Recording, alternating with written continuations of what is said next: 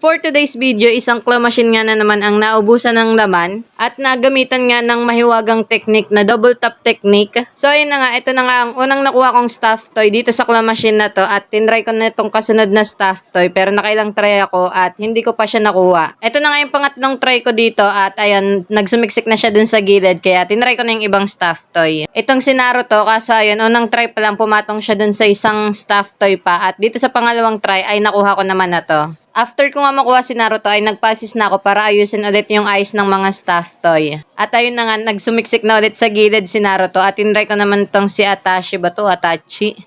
At ayan, di ko rin na siya nakuha. So, tinry ko naman tong isang nasa gilid. At ayan, isang token lang ay nakuha ko na kagad to. Then, after nito, nagpasis na ulit ako para iayos ulit yung mga stuffed toy. So, ayan, inuna ko ulit si Naruto at hindi ko siya nakuha. Pero tinry ko pa din sa pangalawang try naman ay ayan, nakuha na, dumiretso na siya sa prize shoot.